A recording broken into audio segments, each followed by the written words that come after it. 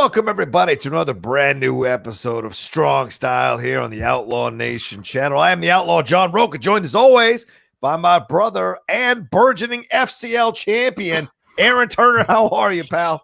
Just like missionary position, Strong Style is here every single week. You know what you're getting. It's a thing. So enjoy that. Absolutely. We're going to get into so many things here today. Of course, it was a busy and crazy week in the world of professional wrestling. A lot of news to talk about.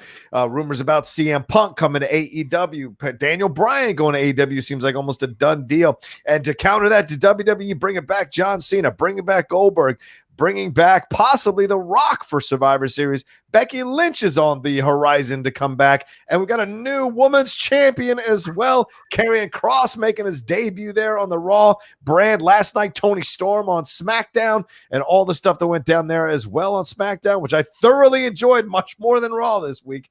We're going to get into all that. Also, some IMPACT Slammiversary surprising additions to the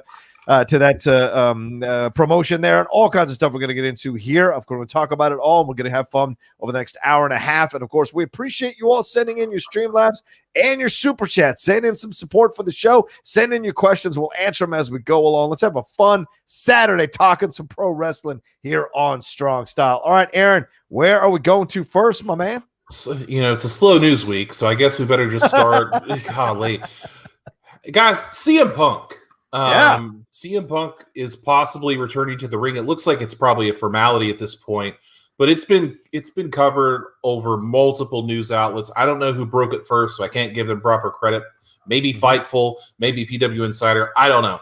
But it looks like CM Punk is returning to the ring, and Smart Money says it's probably AEW that will be his landing spot. Yeah. I mean, a lot of stuff that's going on with this. I mean, it changes by the minute, by the day. CM Punk putting up the Alan Parsons Project song on his Instagram. So if you're a Chicago Bulls fan of the 90s, you know that thing going on. All Out is in Chicago. It's CM Punk's hometown. Is that where he shows up? It seems like a safe bet. Yeah. CM Punk, of course, hasn't wrestled since January of 2014, since the Royal Rumble.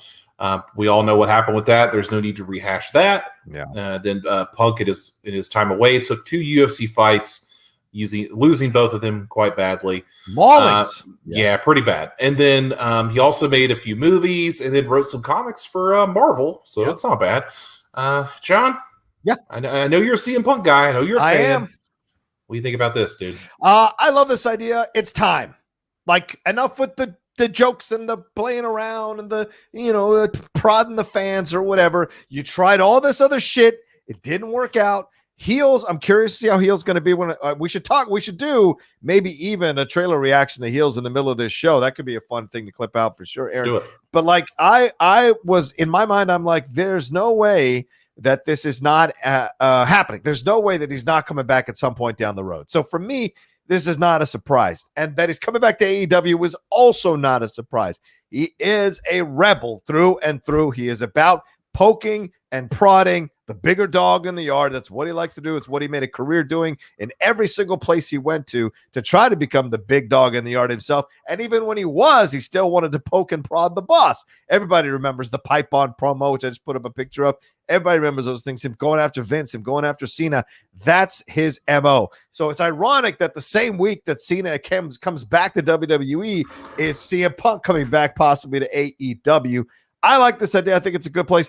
But, Aaron, what's going to happen with everybody else? I mean, they're already stacked at AEW. It wasn't like they're desperate for male talent on that show. So you start to ask yourself, where is he going to fit? Where is Daniel Bryan going to fit?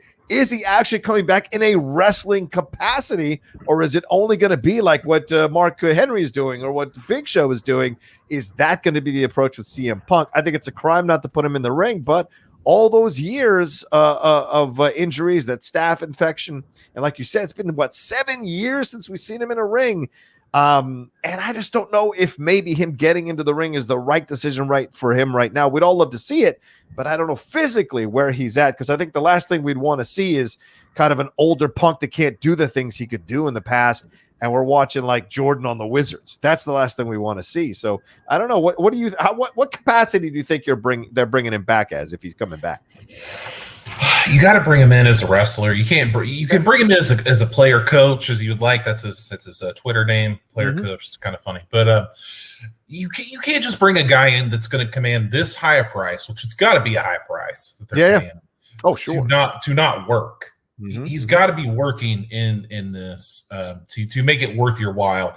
I don't know, man. He's been out of the game for 7 or so years. So in that time, he's been doing MMA training and things. So he's keeping his body ready to go. Right. So, but then again, man, that wrestling ring does not forget, and it's not forgiving. So I don't know, man. I don't know how long Punk's been training. If he's been in the wrestling ring for a while now, and he just thought now's the time I can make some good money and get out in a couple years. Yeah. I don't think this is a long-term situation for AEW or whoever is. I mean, that's where it's most likely. So just hypothetically, for the next couple years, if he is in AEW, I don't think this is like a 10-year solution or something like that. No. So if you can get some good matches that you want in a couple years, get your options open, like we'll talk about with Daniel Bryan.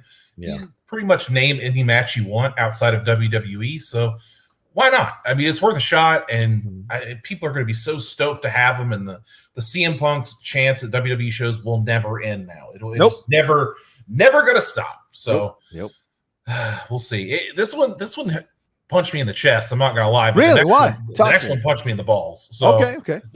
By the way, are you're not using the mic? Is that not turned on for you? On your headphones or no?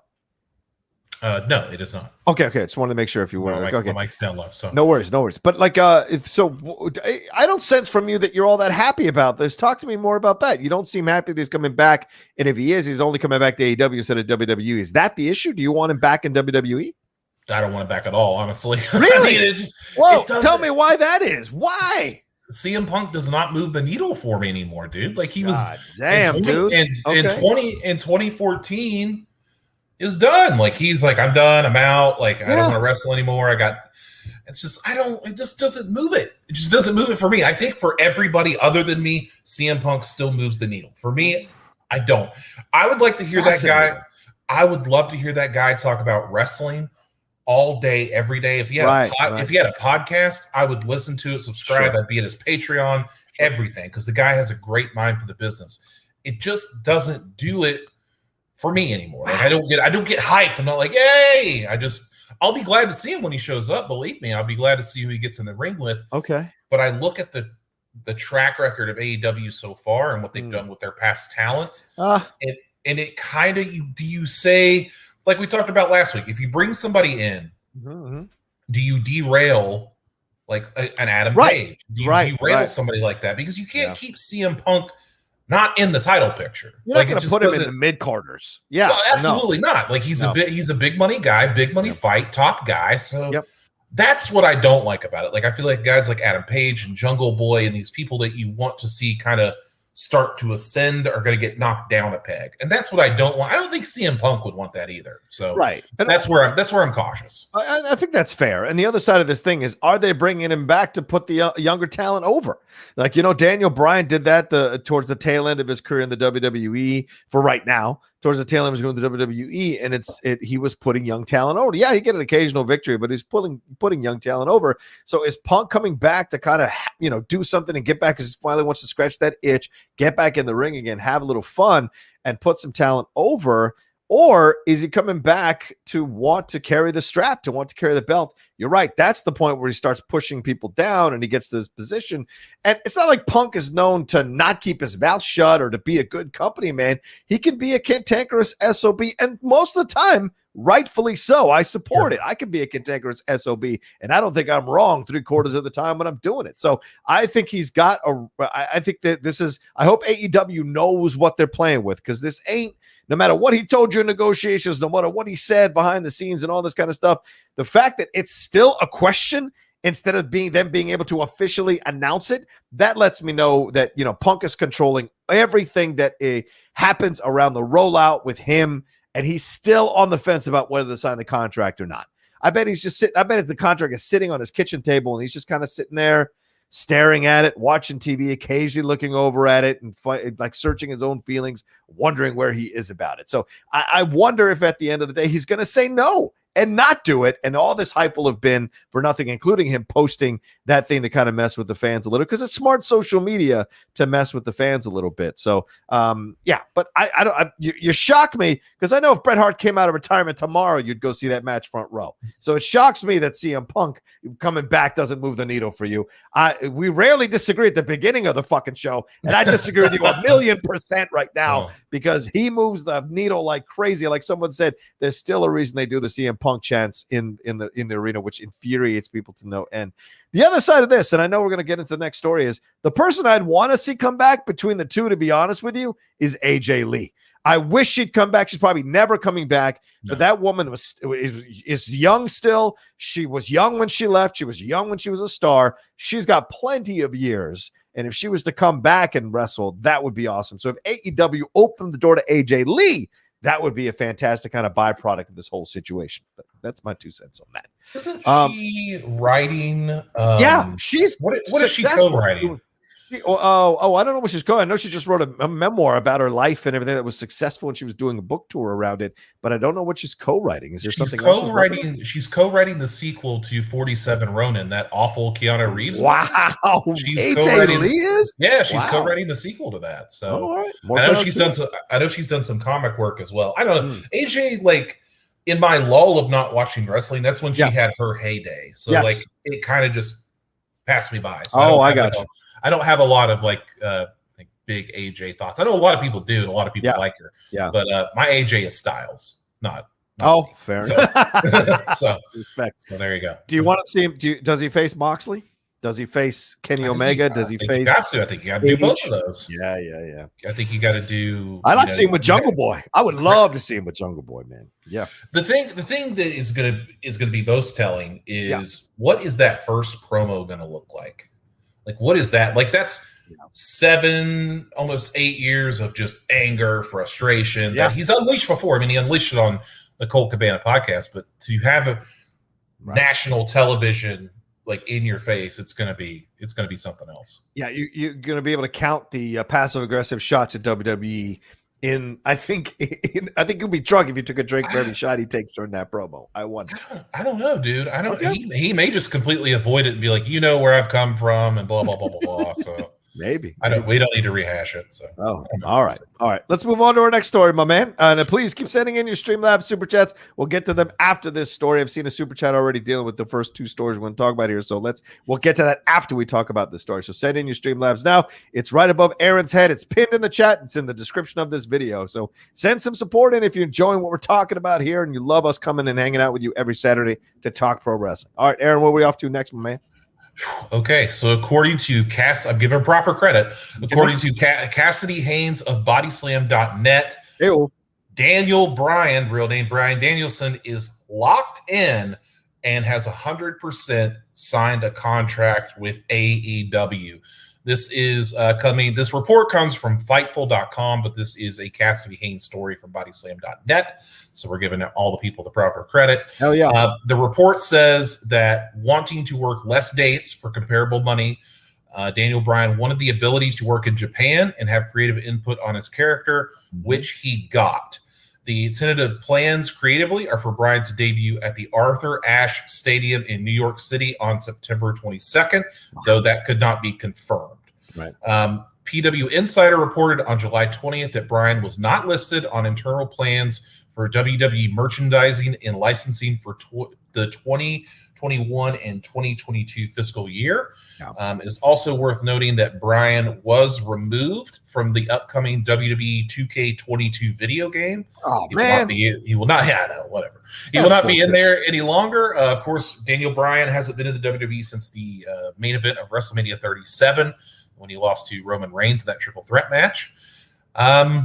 So what are your thoughts on Daniel Bryan, former 3-time WWE champion, Intercontinental champion, United States champion, tag team champion, kick-ass guy, SmackDown GM, seemed like a WWE lifer. Yeah. What do you think about this? A lot of people told me I was crazy to think he might jump. A lot of people said, no, including Aaron Turner, who said to me, no way, he's a WWE lifer. He's not going to jump.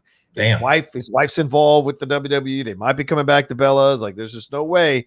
But if there's nothing there for him to do, I think the WWE sometimes understands that. Like, and I think that's professional of them to be like, hey, this is what we want to do with you. What do you think? It doesn't sound good to me. I'm going to go and do something else for a little bit. All right. Well, the door's always open. Go do your thing. So if the WWE is not using you, and you've given so much time to build that company up to make them money on the merch, on your main eventing, on your showing up at these events and doing these house shows, and I think the WWE is a little more conducive to having that conversation of letting you go or not fighting to sign you when you've got a better offer on the table. And they had a better offer on the table, and he's going to take it. And so I think it's great. He goes back to his roots a little bit, kind of pseudo. I mean, AEW is a professional, but this has some independent vibes to it as well. So having him go back a little bit towards his roots, I think, is a great thing. Him and Punk, they're together. Holy mackerel.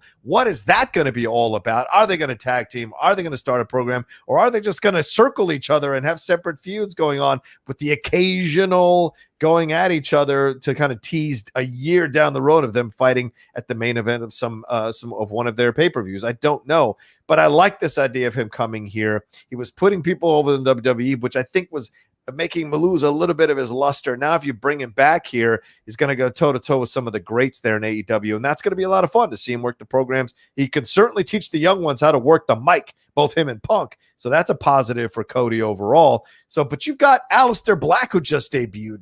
Miro is the champion. Daniel Bryan coming in. So and CM Punk. So now these arguments about AEW being the place where the older WWE wrestlers go, it starts to gain a little more traction when they make these announcements, Aaron. Christian. Yeah, Christian. Another one. Yes. At Matt Hardy. Absolutely. Hardy, yeah. But to be fair, I see that Daniel Bryan matches up better with the talent that AEW has better than CM Punk. I think. I 1,000,000% agree with you, dude. Yeah. I look at matchups. I look at Daniel Bryan versus Pac. I look at Daniel Bryan versus Hangman Adam Page. I look at him versus Ricky Starks. Like all these people that he can bring up. Like he can be heel, he can be babyface. Like whatever Daniel Bryan needs to do, he can do it. But what intrigues me even more than the AEW stuff, which once again, like that was a kick in the balls. I was like, God damn, I love Daniel Bryan. What intrigues me more than that is the Japan stuff. Yes. So now Daniel Bryan can go to Japan, New Japan, whatever. Mm-hmm. Then we've got matchups with Jay White. We got matchups with Tanahashi, Okada. I mean, Ibushi. Like we're going to be. This is great. This is great for Daniel Bryan. I think that's just something that he wanted to do. He wanted to get that world tour going. Yeah. I mean, he can match up with Kenta again. Like they had some great feuds in the past, and then you could always come back to AEW, get a feud going with Moxley, Daniel Bryan, and Kenny Omega. I mean, maybe CM Punk and Daniel Bryan team up and they take on the Young Bucks and that sells like 1 million tickets. Like whatever you got to do.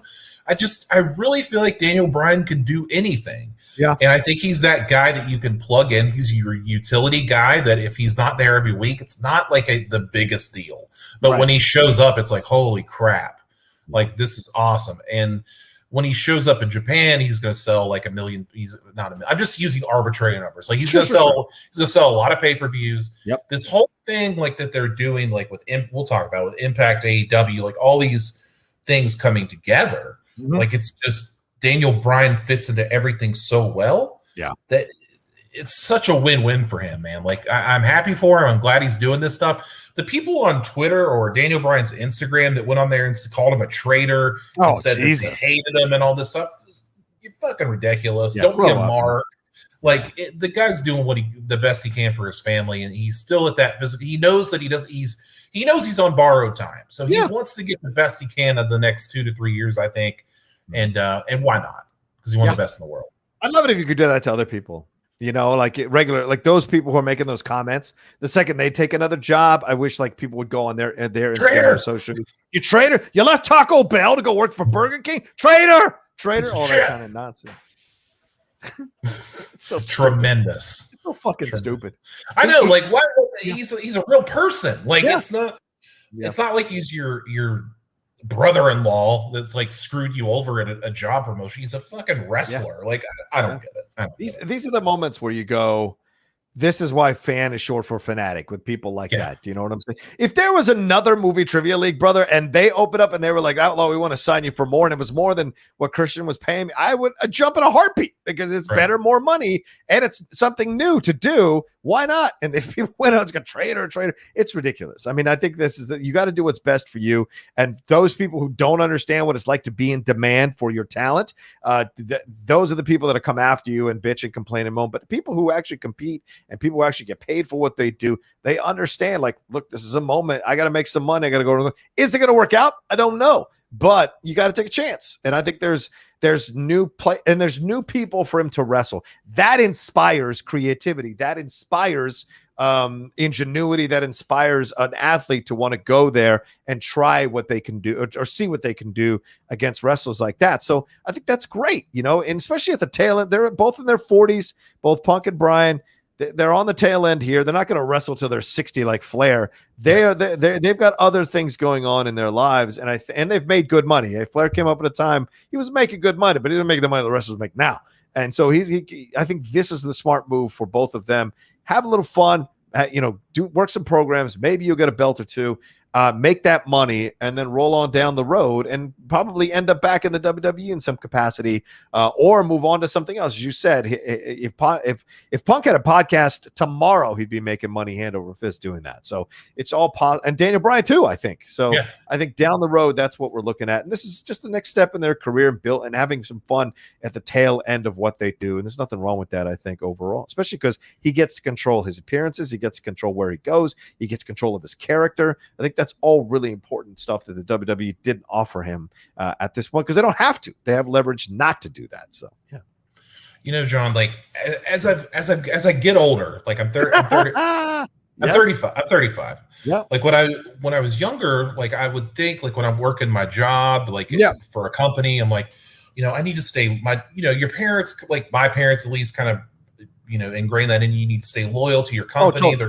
They're gonna take care of you like that. Oh, yeah. And then as like you get older, you start missing promotions that you feel like you've earned and different things, and you're like, damn, I don't know what's going on. And then the pandemic hits, and you realize how important people really are. Your perspective changes. My perspective has definitely changed on that. So I used to be this guy about loyalty, and I talk about it a lot, but it's like loyal to your brand. Bro, if somebody tomorrow comes in and is like, all right, we're going to give you the same benefits, we're going to give you the same everything, we're going to pay you $1 more, I'm out the door. Yeah, I'm out the door. I've worked with a company that I've worked with for like 10 years. Like, I'm out the door. I'm gone. I'm gone tomorrow because that's what's best for me. I'm a new homeowner. Right. I got bills. I got shit going on. And if you ain't going to step up, I'm out the door. So I totally get it. Make your money. Yeah. I mean, the best thing that ever happened to Nash and Hall were going to WCW and becoming the NWO. It solidified them. They were not going to be the people they are without the NWO. Yes, Diesel was big, had the title. Razor Ramon was big. That ladder match with Shawn Michaels, sure. But it was the NWO, them going and taking that money and exploring new opportunities in their prime is what exploded them to legendary status now. And look, they were able to come back into WWE. They were able to retire. They were able to become Hall of Famers twice over. So that's a positive when you take that choice. And because Vince could match the money. So you take that money when you can get it because life is short. And you're right. You never know what's going to happen. You never know what situation you're going to find yourself in. So it's a smart move overall for them. And it works out. Most of the time when you jump, it works out for a little while. And then you jump back to the WWE if they'll have you. A word of caution. Yes. When CM Punk and Daniel Bryan debut respectively, don't put them in a feud with Cody Rhodes. Just let them be. Like, let them fucking be. Don't put them in a feud with Cody. Isn't he fighting Alistair or Malachi Black anyway? So. Who knows? This week? God, like you come in, you're a new guy, you got a feud with Cody. That's how it is. I guess. I mentioned Jungle Boy earlier. I think Jungle Boy Daniel Bryan is even better matchup than CM Punk. That's a good Jungle definitely. Moxley and Punk is great, but I like Jungle Boy with Daniel Bryan. Don't you? Yeah, absolutely, 100%. Yeah. All right, let's see. We got some Streamlabs super chats that come in. Chris Miners said, with these two signings, will this finally have WWE view AEW as legit competition and start cranking up the product again? This will be modern Hall Nash. Not really. I mean, these guys are in their 40s. Hall and Nash were still prime guys in their 30s when they jumped. So I don't think this is necessarily Hall and Nash. What do you think? I saw a tweet either last night, this morning, something that said, if you think that Vince McMahon, who didn't watch WCW when they were kicking their ass in the mid-90s, and you think he's watching AEW now, you're effing crazy. He does not give a shit. Yeah. And I believe it. I 100% believe that he does not give a crap. Now, the people around him may give a crap. Right. That's for sure. I don't know if WWE is one of those companies. They've been on top for so long. I don't know what their business practice is. I don't know if it's like this is all foreign to them. Like until Dynamite like gets close to Monday Night Raw or gets close to SmackDown the Reigns, it's still a ways off. Like I know Dynamite went over 1 million or whatever, but it's still 700,000 less than the shittiest episode of Monday Night Raw. True. So that's true. So until you get like in that area where you're overtaking them in the ratings and all that stuff, key demos aside, whatever, then maybe they'll start to pay attention. When you start taking advertisers and stuff away from WWE, maybe that'll be different. Right. And I don't mean this to begrudge AEW. I think their growth has been pretty crazy considering we were in a pandemic and they could have easily shut down just like that. But Vince McMahon's a different kind of cat, man. He's old school. Like he's been the guy on top of the mountain. I don't think anything phases this man. Like, did you see the video of him working out this week to AC/DC? Nothing phases this dude. So in terms of Vince McMahon seeing AEW's legit competition, absolutely not. The rest of the company, maybe. Yeah. Because that's their job. That's their job to worry about that shit. It's not his job to worry about that shit. And yes, he worried about it when he was younger with the WCW stuff because WCW was beating them in the ratings. So he was like, okay, I got to get in this. What are they doing differently? He sees what they're doing differently and boom, the Attitude Era is born. So it's like, these are the things like he may not be the guy that comes up with the idea, but he's going to be the guy that's going to implement that idea even more forcefully and even more powerfully in his own organization. So that's one of the gifts that Vince McMahon has, for better or worse. And trust me, there's a lot of worse. He's got the ability to bully, drag, kick, and push this WWE brand up that mountain and keep it on the mountain, keep everybody off the top of the mountain. He works hard at it. And just because you temporarily get to the top of the mountain, it doesn't mean you're staying there. The WWE has found a way to stay there for decades. So I agree with you. He's not paying attention to AEW until AEW is like threatening them in the ratings overall. If they're threatening their SmackDown show or their Raw show, that's a whole nother ball. Or if they're getting more views on their pay-per-views or their big events than WWE, then that's when Vince might start to get interested and worry about it. But I don't think he worries about it at this point. I agree with you 1,000%, you know. And that working out stuff is just to push the idea that he's a tough guy still. And he is a tough guy, dude. He is a tough guy. Yeah, he's one fall away from breaking a hip. You never know. Oh, whatever. Zach Woolley, thank you for the super sticker. Appreciate it, Zach. I don't know if you meant to write anything, but thank you for the super sticker anyway. Let's see. We've got another one here that rolled through from Roberto Arsenal, who says AEW fits perfectly for Bryan and Punk. For example, Miro wrestled a few weeks back, and now he's scheduled for next week after not seeing him for 2 weeks. I guess maybe there's breaks in between. That's a possibility because they have such a huge roster. That's true. They could give him a little more break in between the matches. What do you think there, Aaron? Yeah, I kind of mentioned it when I was talking about Daniel Bryan. Like, we don't have to see them every single stinking week. Like, it would be kind of a waste if you see them on TV all the time.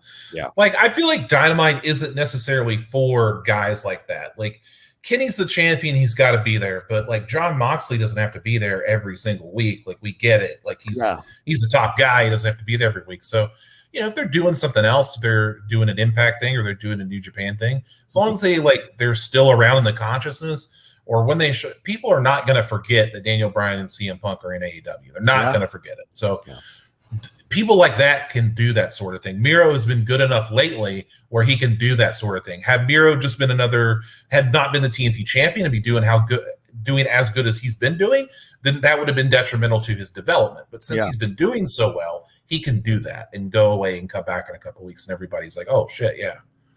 Yeah, exactly. John Alexander says, yes, please keep Punk and Bryan away from Hunter Hearst Cody. Yikes. Wow.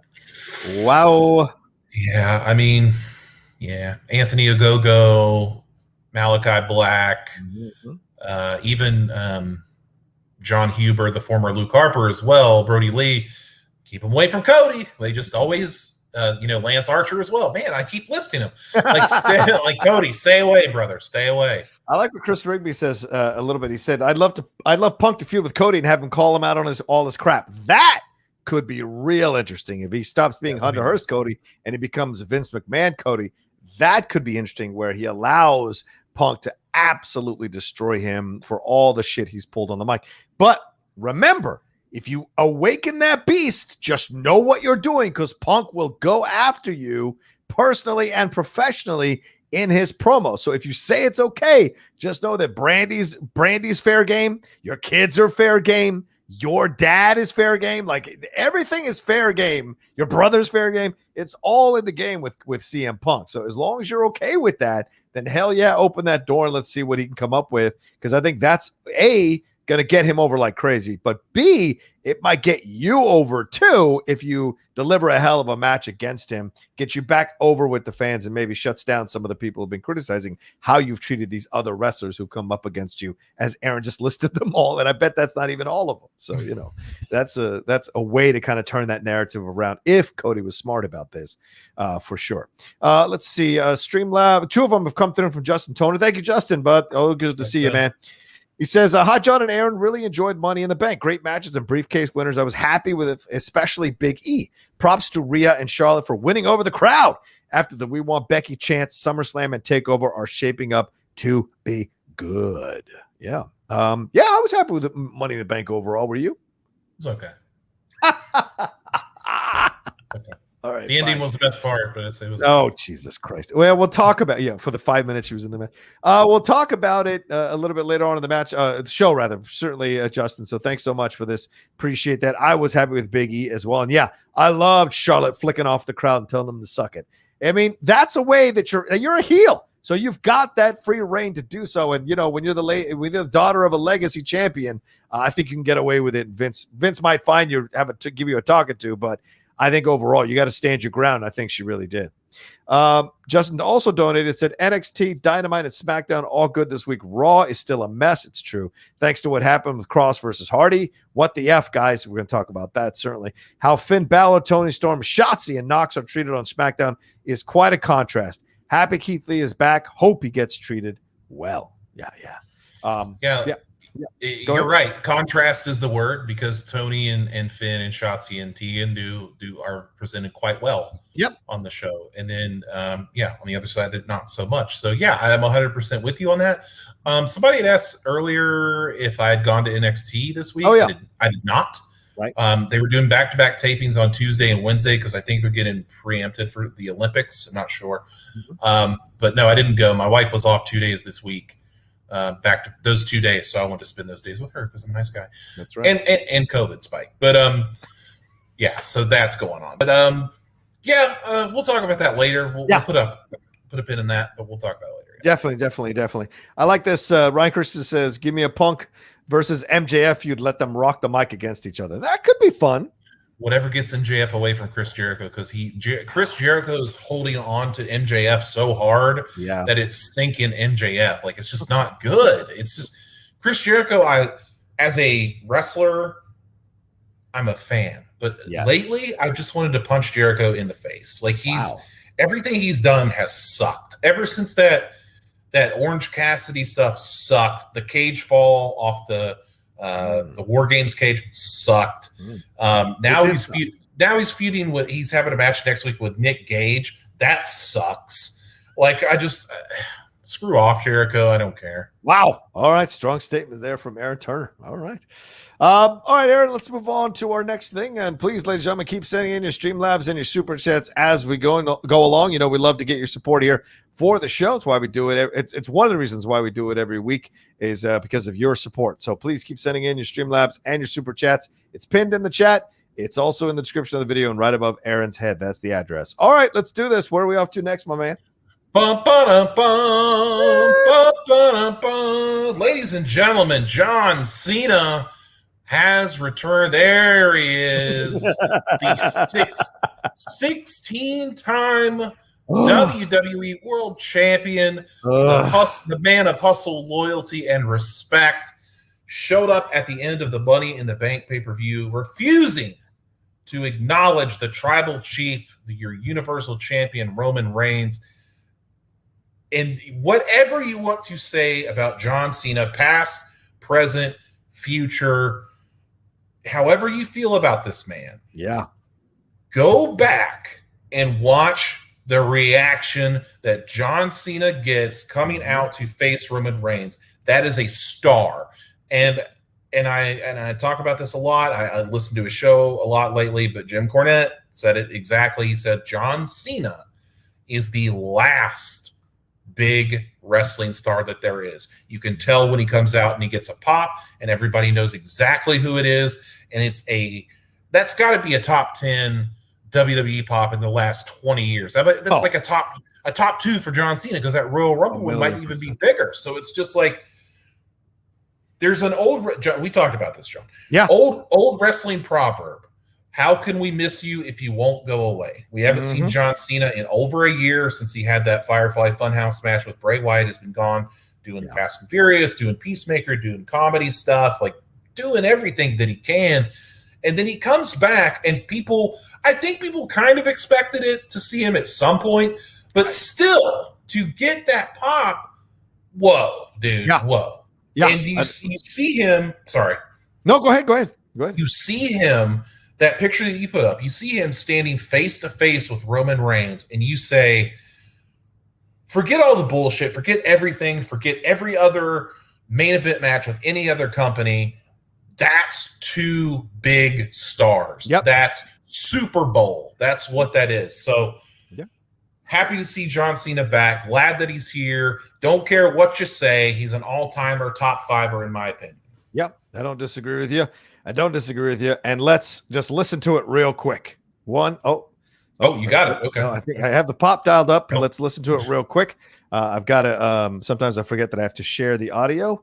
So I want to click that so you guys can hear the pop here loud and clear. And I'm going to go back. I mean, listen to my life. I popped for Cena. And I have never popped for Cena in my entire life. And that moment was so well done. Now let's build up to that moment. I think that's the key to the pop.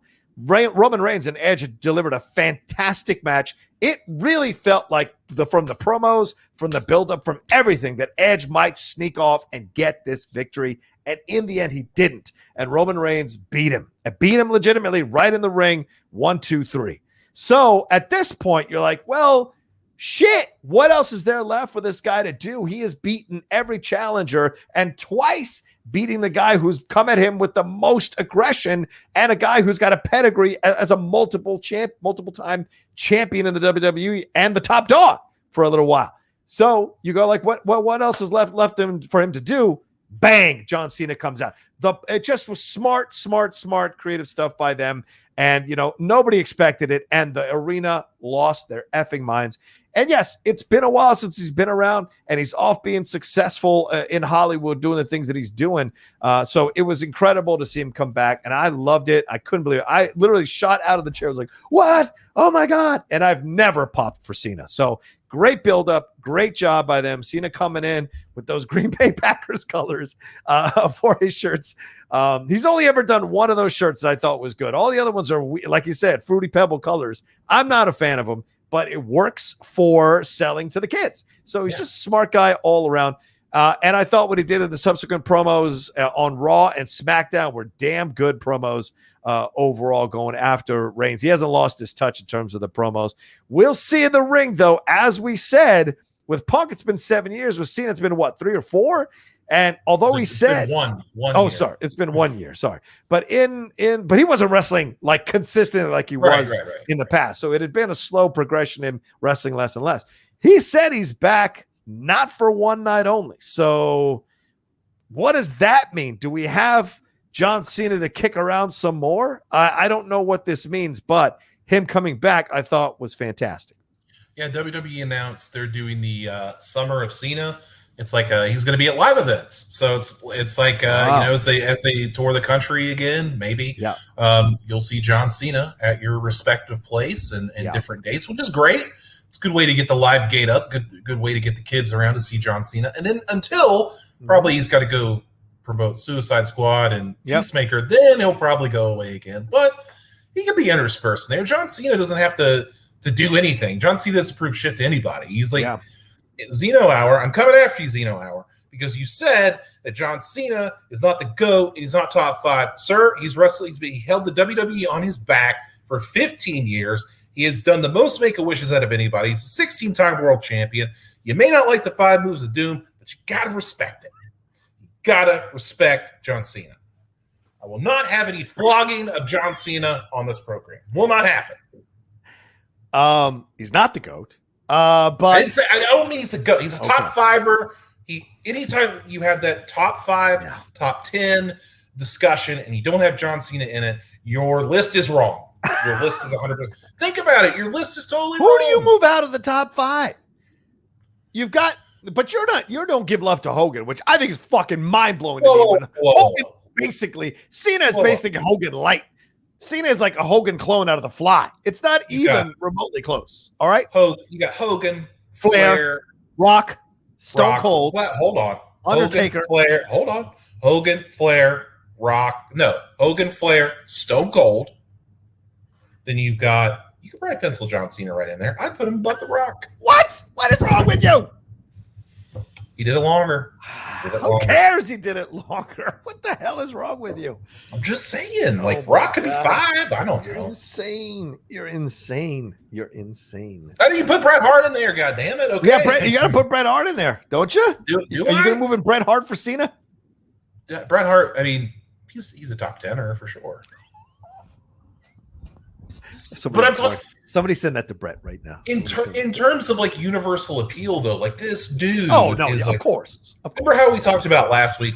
If Okada walked out of a stadium, nobody knew Okada is. Right. John Cena walks out of the stadium, you know that is exactly. Just don't have to think. Don't even have to think about it. Just like The Rock. Just like The Rock. You would probably know quicker about The Rock, but I'm just You may not know Bret Hart so quickly. That's all I'm saying. No, you won't. You won't. I don't care what anybody says. You won't. But Zeno R says the ratings and WWE popularity declined during Cena's run. Yeah, but it also was way up there during Cena's run. So you can't say that. Because let's say Hogan, the same thing. If you're on top for 15 years, your ratings are bound to go up and down depending on the people and that you're wrestling and the creative situations that are storylines that are being put out there and the people you have on the roster. So you can't tell me that goes up and down all the time. That doesn't mean Zeno R wants to demand a drug test for air. Sir, Kevin Nash as Diesel was the lowest drawing WWE champion of all time. Does he suck? Yeah, he does not. Fair point. It's a fair point. I love it. All right. All wrestlers have 5 moves of doom. Bullshit. Daniel Bryan doesn't have 5 moves of doom, and neither does CM Punk, and neither he actually might Flair. Have Come on. I think he might have a point there. Actually, I think everybody's got their moves they like to go to. Well, that's true, but there's Triple H is a better wrestler than Cena, in my opinion. But that's opinion. That's fair. That's my opinion. That's fair. All right. So what else do we want to say? Do you want to say anything about the promos? Do you want to say anything about what do you think is going to happen? Because Finn Balor came out and challenged Reigns on SmackDown last night. So what does that mean? Are we delaying the Cena battle with Reigns and Finn Balor is just kind of a bookmark for now until then? What is that all about? We talked about it last week. He's going to be a placeholder until they actually get to John Cena. It makes a lot of sense. Give Finn a little credibility. Yeah. And see if we can, maybe not bury him this time. That'd be good. The promo was great. Roman Reigns talking about missionary position and John Cena, the same stuff over and over and over again. Yeah. Pretty good stuff from Roman. The guy's on top of his game, Roman Reigns, absolutely. So to have John Cena come in at this time to help boost Roman Reigns, it's going to do nothing but help Roman Reigns. So you might as well just acknowledge him as the head of the table. Just acknowledge him. We'll see for how long, because we've got another story coming up that might threaten that as well. Where we we got a couple of Streamlabs. Let me read those real quick. Get him in there. King Nirvana 24 says, imagine Cult of Personality, then the final countdown on Dynamite. It's probably gonna happen. Yeah. That's a lot of money though. It's probably, well, I think CM Punk does he have a deal with In Living Color? So. I think he does. So yeah, it's probably going to happen. It's going to be a big pop no matter what. So I just hope. Just don't. All I ask the AEW is, and I don't think they will, but it's just like, don't screw it up. Just don't. Yeah, just let it happen. Yeah. Don't telegraph when it's going to happen either. Like, don't let the lights go out. Like, we know something's coming. Just let it happen. Yeah. Taking away now, when you watch the old NWO stuff on WWE, taking away the Jimi Hendrix song is just a killer for Hogan. That song, Voodoo Child, is Hogan's song, for God's sakes. John Alexander, do you think Charlotte losing the next night was a punishment for what she did? Yeah. Should we put a pin in this and address it later, or do you want to talk about it now? We'll put a pin in that. Okay. John, we'll swing around to that, I promise. All right. Let's get to our next story then. And please keep sending in to Streamlabs Super Chats right above Aaron's head, right in the chat, pinned in the chat. It's also in the description of this video. All right, Aaron, where are we off to next, man? Okay, so if CM Punk, Daniel Bryan, John Cena wasn't enough, there are reports circulating that Dwayne "The Rock" Johnson is set to return to the WWE at possibly Survivor Series. What? This would mark the 25th anniversary of The Rock's debut as Rocky Maivia in Madison Square Garden. We haven't seen The Rock compete in the ring since WrestleMania 32 when he beat Eric Rowan in like 2 seconds. John, I don't really even have to ask or know your thoughts, but so I know how you feel about it. I do. The Rock. Yeah. What do you think? I'm nervous. I mean, I want him coming back. I don't know that I want him coming back to wrestle, man. I mean, a little behind the scenes stuff. I've spoken with a couple of people who've seen The Rock on set with his stunt double and whatever. He's in a lot of pain sometimes doing these action movies. And yeah, he can lift weights and he can look big and all of that. But the action movies themselves require a lot of physical movement, a lot of stuff that's going on here. And I've seen a couple of my people that I know have said that he has trouble getting into cars sometimes because of the injuries from wrestling. So remember when he came back for Cena, he tore a rib. Tore rib muscle rather. So to me, I have concerns with him coming back to the ring. I have no concerns with him coming back to work a program, work the mic, be up outside the ring and do whatever. I'm all for that. But having him come back and challenge Roman Reigns for the head of the table situation. I mean, this is an older Rock, bro. And Roman Reigns is where Rock was at his prime, at his heyday, is a physical specimen. I would even argue that Roman Reigns now is a better physical specimen than Rock was back then in terms of his body and his strength and whatever. And that's because also technology has advanced so much with the working out and what you can eat and what you can do. Like, people are much more knowledgeable now how to get bodies in certain conditions than they were back then. So I think that's another concern I would have as well. But it's tantalizing. This is The Rock being Hogan and Reigns is The Rock. This is great. This idea of the old dog coming back to challenge the new dog, or the old lion coming back to challenge the new lion, who's the head of the Pride now for prime. For the supreme, being the supreme guy in the family, the head of the table himself. So I love the idea. I'm just worried that Rock is a little too old to do it. Whereas Hogan was a lifer, The Rock has a career outside the WWE, very established. And I don't want that threatened by him coming back to be a part of this and getting hurt. So, yeah. This is something we kind of talked about earlier. Like, does Vince McMahon fear AEW? Mm. This is why Vince doesn't, because he can just go, Dwayne, Vince, can you show up to SmackDown? That's it. That's all you got to do. You got to call up The Rock, call up John Cena, call up Brock Lesnar. That's it. Doesn't matter. Yeah. It's done. So it doesn't surprise me that The Rock would be coming back at some point, whether it's even just to cut a promo. I mean, we don't know if he's going to wrestle. I think that's wishful thinking. Like, do you get Roman Reigns versus The Rock? You definitely don't do it at Survivor Series. You have to do it at WrestleMania. Yeah, of course. That's the only thing that makes sense. WrestleMania Dallas makes a lot of sense. You could put 100,000 people in that stadium. So that makes sense. That's a match that will sell 100,000 tickets. But what are we setting up here, though, Aaron? Because it can't be Cena versus Roman Reigns. If Cena loses, then is it Reigns versus The Rock for the title? Is that what we were setting up for WrestleMania? I think that's what you'd have to do. Okay. Unless, like, you look at Big E. Like, I thought maybe It seems to me like they pushed Big E quick. I thought Big E was going to win the Rumble, but it looks like they just kind of pushed that up, and they were like, we'll give him Money in the Bank. So I don't know if he's going to beat Lashley. I don't know if he's going to beat Roman Reigns. I tend to think he's going to beat Lashley now. Okay. But you could essentially have Big E take it. You could have the Rock bottom Roman Reigns. Then Big E comes out, cashes in, beats Roman Reigns, where he was kind of at a disadvantage, so it doesn't really hurt him that bad. And then for revenge, The Rock versus Roman Reigns in your main event for the head of the table Samoan Dynasty spot. So, which Roman Reigns would have to win. So that way you're not burdened with this championship. Right. So, give Big E a little rub, but still get your WWE title match, but still also get your big box office match. Yeah, but and the thing you're leaving off here, what do you think about this whole idea of The Rock coming down? Yeah, there we go. Breaking news. John Rocha says The Rock is a broken down bum and Vin Diesel is a way better actor. Yeah, I never said any of those things at all, nor would I ever. Mr. Fellini-esque Vin Diesel. What a ridiculous statement for Vin Diesel. I think if Vin Diesel started bringing up Federico Fellini while I was sitting at a table, I might throw up and walk off and walk out of the table. I'd be like, well, what are you trying to prove here, pal? We all know what you are, and it's totally cool that you are that. To bring up Fellini in an interview about The Rock is just one of the most pretentious things you can fucking do. And The Rock saying, I laughed very hard at that. And then you get Emily Blunt chiming in going, oh, well, it was great that he was on set to help you through that. Like, if Emily Blunt's coming for your ass, you're being pretentious, son. So, I mean, I think for me overall, this is what I look at here is The Rock is just such a supreme being to everything that he's doing. He can't be touched. I don't know if him coming back makes sense to me, to be honest with you. I read the news. I wasn't that excited, Aaron. I wasn't like, oh, great. I was more like, okay, I guess. I hope he doesn't get hurt.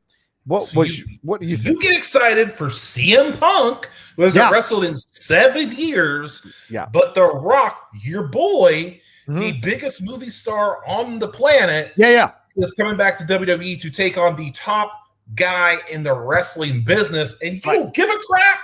Like, what? Come on. I know, but the reason is because I know you're trying to go with me, but I think it's because Punk left early. Punk left with years still left on the table.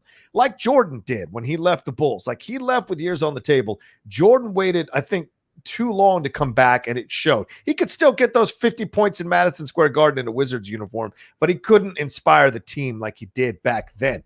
And I think with Punk left with more years on the table than Jordan did. So I think Punk coming back still is exciting, and he's way younger than The Rock. The Rock is 49. Punk is 42. There's still time. Tell me, as someone who lived through that decade, 42 ain't 49, bro. At 42, you can still do what you could do in your 30s. 49, that's a lot tougher to do that you could do even in your early 40s. So I just think that's a better situation. And there's less miles on Punk than there is on The Rock from having wrestled, having done action movies, having put his body through the ringer like he did. And to me, that's going to lead to some concerns. Whereas Punk doesn't have anything except for maybe heels outside of the WWE for real that has worked out for him. There's way less of an empire for Punk to be sacrificing or endangering than there is for The Rock. That's why I think the difference is there. Well, here the issue is it doesn't matter what we think is going to happen True. to him physically. Vince and the company only care about the money. So if let's say that hypothetically you were at an autograph signing and the room to your left, you can meet CM Punk. And you're like, oh, that's awesome. I want to go meet CM Punk. And then someone goes, yeah, but to the room to your right, you can meet The Rock. Which door are you going in? Well, it depends how big the line is. It depends how big the line is. It's going to be big. Will I get to meet The Rock, though? Will I get to meet The Rock? Okay, if you can guarantee I'll meet The Rock, I've already met The Rock. So it's a tough question to ask me. So, but if I had not met The Rock, that's true. I did meet CM Punk. We took a nice picture together, but I didn't get a chance to interview him. Christian did all that, and Roxy. So but if I had the choice to sit down with either one of them, of course I'd sit down with The Rock, hands down. But I'd love to sit down with Punk for an hour and just fucking talk about everything. That would be great. So yeah. But you're right. If I hadn't met either one of them, I'd obviously choose The Rock one. Obviously, yeah. Couple more things. Vin Diesel, you were in Boiler Room. Whoop-de-doo. Okay, got it. And Emily Blunt, you can come for me anytime. Yeah, Emily Blunt's the best. She's the best. She's great. And let's see if we got any Streamlabs or super chats here. Okay, so we'll swing back around, but I do want to ask you one thing because Aaron conveniently left this off the rundown because I know Aaron Turner would do it, but I'm going to bring it up. Aaron Turner at Raw this past week, Bobby Lashley, after he dispatched kind of easily a Keith Lee. By the way, I did call that he would decimate Goldberg, but he actually decimated Kofi Kingston, which I thought was a very brilliant decision for them to do creatively.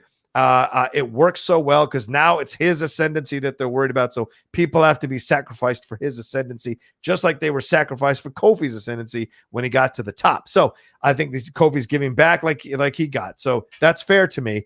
But I thought he was going to do that to Goldberg. Goldberg is back. Goldberg is here officially. Challenged Lashley in essence, saying he's next for the title. I'm sure this bores the shit out of you, but do you think this is a wise move by WWE in any shape? What is in any way, is there a wise decision being made here? First of all, it is on the run sheet. It's on the bottom. Thank you very much. So it's on there. You're right. It's way at the bottom. But we're talking returns right now, and this is where it belongs, in my opinion. So, yeah, Goldberg comes out. I don't give a rat's ass. I don't care. The reason I don't care, okay, this is how you could have made it intriguing to me. Goldberg decimated the Fiend, and Goldberg's a threat now. But he lost like last year or like a couple months ago to Drew McIntyre in 2 minutes. And Bobby Lashley's kicked the crap out of Drew McIntyre like all year. So in turn, that makes Goldberg look like a pussy. I'll say it. So why do I think that Bobby Lashley, who is on the best run of his career, who has looked like an absolute killer in the ring, has any threat from Goldberg? Number one, doesn't make logical sense. True. Number two, it doesn't make even kayfabe sense. It doesn't make even sense in the wrestling lexicon. It doesn't work at all. Yeah. So why would this even happen? It's got to be, people are excited to see Goldberg. He got a nice pop, didn't get a Cena pop, but he got a nice one. So I couldn't believe people still pop for him. People still remember WCW, I guess, but it's what people still cheer for Eric Bischoff, and he's a douchebag. But whatever. So, am I happy to see Goldberg? Absolutely not. Do I get it? I guess, but in the long-term logical sense, it doesn't make any. It's just a bridge for Bobby Lashley. It's a weak bridge. It's no longer a scary bridge. So why did we have to step on Keith Lee to get to that bridge? We bring back Keith Lee. I'm excited to see Keith Lee. What's going on with Keith Lee? Is it medical? I actually heard this week that it might have been a trademark issue. So that's what I heard. That's what I heard. Okay. So breaking news there. But all right. So we bring Keith Lee back just to have Bobby Lashley beat the crap out of him, which absolutely should have happened because Bobby Lashley is that kind of guy. But we don't need to chew up Keith Lee to do that and to get to Goldberg. Completely ridiculous. Hated it. That's why Raw sucks. Okay. All right. Fair enough. I want to bring one more. Oh, well, here we go. Roberto Arsenal said, the way Aaron feels about Punk is how I feel about Edge and Goldberg. To me, it doesn't move the needle. I respect them both, but it's not for me. God, really? You don't think Edge moves the needle coming back from that neck injury, having to retire? Edge doesn't move the needle for you, really? No, because it's not his fault. It's not his fault, and I'll tell you why. All right. When Edge came back at the Royal Rumble, massive pop. I popped. I was super excited. Right. But unfortunately, right when that happened, he got injured in that Randy Orton match, and then we had the pandemic, which really just, I'm going to try to say this delicately. It took all the momentum that Edge is injured, the pandemic's going on, just took all that momentum and swept it under the rug. So when he came back, it was I'm glad you're back, but all of that momentum from Edge coming back was just gone for me, just completely out the window. And it was good to see him at WrestleMania. You got a nice reaction there, but it's just not. I don't know. It doesn't do it for me. I'm sorry. I've never been an Edge guy. I respect Edge's accomplishments. I respect all the things that he's done, but it's not for me. All right. Fair enough. I want to ask you about something that's not on the rundown for sure. No. I was watching some of Jim Cornette's stuff this week. Yes. come to the cult. He went after your boy, Matt Riddle. I I don't agree with him on that at all. I don't agree with Jim at all. I agree with him. I agree with him about Riddle. And this is what I've been trying to say. Him going after Riddle, that dude and bro stuff off when attaching it to Cena. I thought that was perfectly said by Cornette. I couldn't agree with him more. You're saying you don't like what he said. No, I don't always agree with what Jim Cornette says. I think a lot of his takes on modern wrestling are not, I wouldn't say a lot, but like maybe half I don't agree with. Like he thinks Riddle's just a dumb, goofy character, and he is, but he's also pretty damn good in the ring. And I think if Jim could get past all that and they could do something with Riddle that makes him look like an actual like good competitor, he would be fine with Riddle. Like he could do something with him. Because I know he respects Rob Van Dam, and they're very similar. Oh, God, they're very similar in that respect. So you're gonna make me fucking crazy. You say that again. They're not fucking similar. Okay, they're similar. They're not fucking similar. They're not. They're not similar. They're similar. They got the stoner gimmick. There's some. I'm sorry. I was looking up something on my phone. We're going to talk about it. RVD owns the stoner quote unquote gimmick. He lives the stoner. That's him. It's not a gimmick. That's him. Yeah. Riddle. He's also a stoner. Right? Yeah, I guess. But he's like, I don't know. What's he's like a mini me of RVD. You know, that's the only similarity. He's a mini me, man. I don't know. RVD did it way better.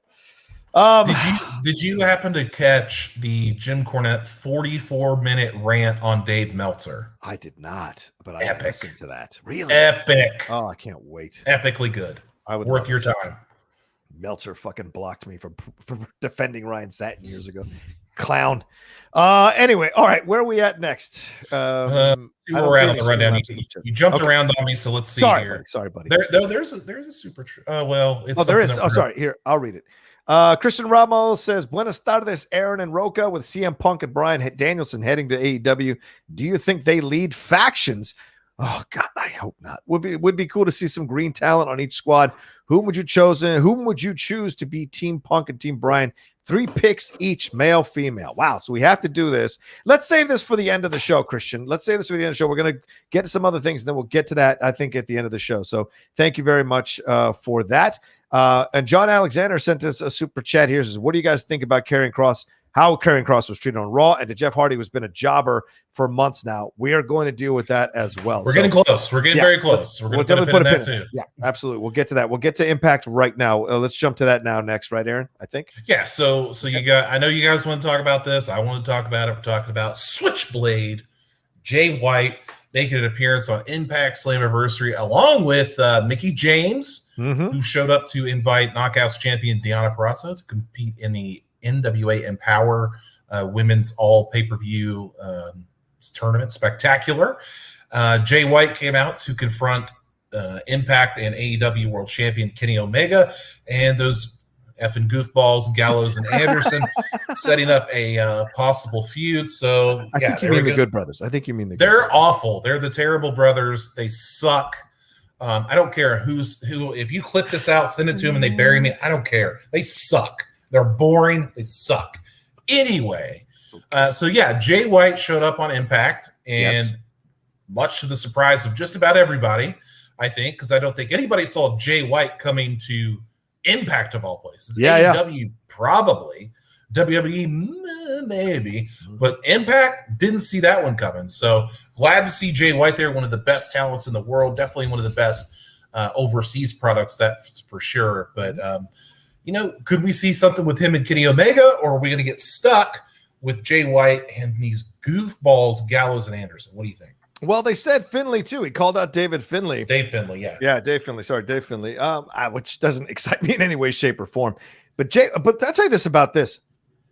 Jay White cut like a 7-minute promo, Aaron. That was really shocking to see how long his promo went before there was any interference, before there was anybody coming out to stop him. Of course, Callis came out with Omega and the Good Brothers to kind of start that. And of course, Callis taking off the jacket, wanted to jump into the fans. That's some old school Jeff Jarrett shit, but I dug it.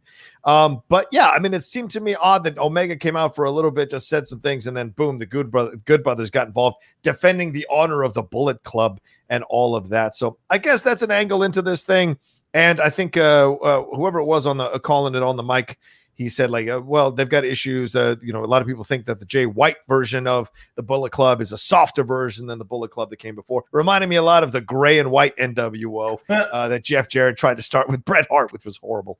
But yeah, I liked it. I thought it was great to see them back and forth, but it was a long segment. But what is it with that Impact crowd? They were cheering, but it sounded like there was maybe 40 people there as opposed to a lot. Like, come on, catch up. It's a small space, so they can't put that many people in there. So yeah, get a bigger space thing. Well, yeah, get a bigger space. If you can afford Jay White, you can afford a bigger space, Aaron. Anyway, sorry, go ahead. Sorry. D'Lo Brown and Matt Striker were on the call. Oh, so D'Lo, that's who it was. D'Lo was really good in that. Yep. It just okay. So spoilers for upcoming Impact tapings. Jay White loses his first match. Oh no! What? Why is he losing to anybody in Impact? This guy should be over like Rover in Impact. He shouldn't be losing to fucking anybody. So it just sucks. So I'm happy that he's here. I'm glad to see him in the States. Hopefully we can get up that his profile in the States a little bit. A guy like that comes in and I get excited because I'm like, okay, this is an international talent. This is a guy I don't see a lot. Like I have to go searching for Jay White stuff. And when I find it's quite good. So a big fan of this guy. Yeah. I'm glad to see him working in Impact. But once again, Impact, 60,000 viewers a few weeks ago. 60,000. Yeah. Dude, that's awful. That tells you wrong. Nobody is watching this show. Yeah, so you're not wrong.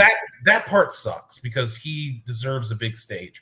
And if you can get that and up his profile, then great. But just as long as just this whole thing of AEW, Impact, New Japan, Ring of Honor, whoever else you want to throw in there, they're all trying to work together to like dethrone Vince McMahon or whatever they're trying to do. Yeah.